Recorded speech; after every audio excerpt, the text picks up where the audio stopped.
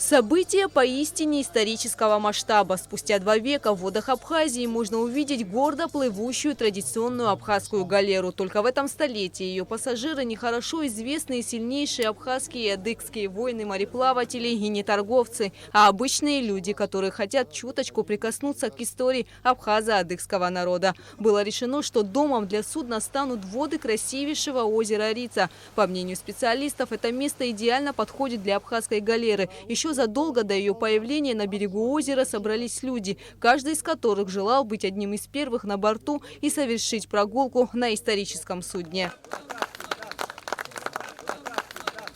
Галера была построена по чертежам известного абхазского художника Батала Джапуа на верфи «Варяг» в Петрозаводске. 15-метровая ладья может ходить под парусом или на веслах. Также судостроители снабдили ее 2 электромоторами. Кстати, что касается паруса, на нем изображен ястреб. Гордая птица, которая никогда не сдается. Тема моря, она не может быть чужда нам, потому что мы прибрежные народы, начиная от Анапы до Ингура. Судоходство, мореходство, судостроительство было очень сильно развито с античных времен и до античных времен наверняка.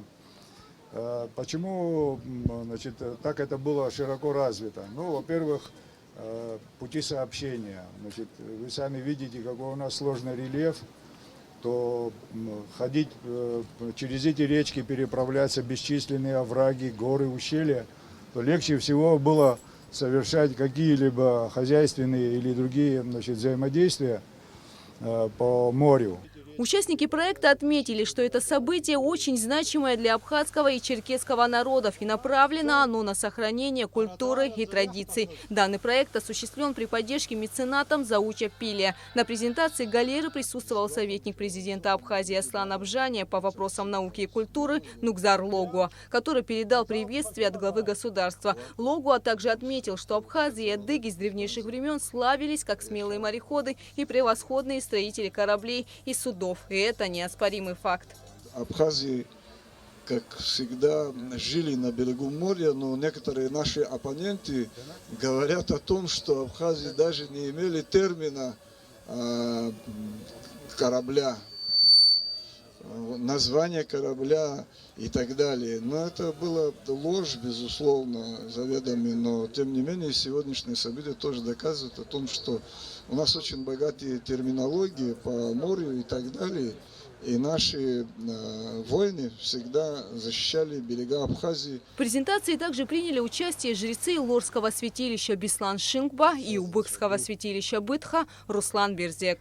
От себя хочу выразить огромную благодарность и автору проекта, и исполнителям, и спонсорам проекта, и вообще за это мероприятие, потому что на самом деле причерноморские народы всегда стремились быть наедине с морем.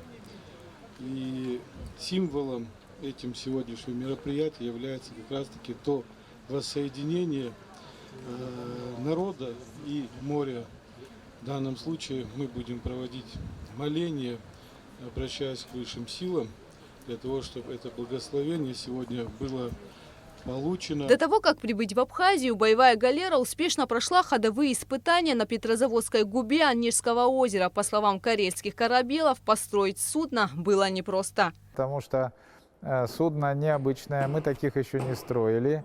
Это боевая галера. Изображений ее сохранилось очень мало. И еще одна приятная новость. На Петрозаводской верфи исторического деревянного судостроения «Варяг» сейчас строят еще одну боевую галеру. И ее совсем скоро доставят в Абхазию. Гугуца Вардания, Алексея Гухава, Абхазское телевидение.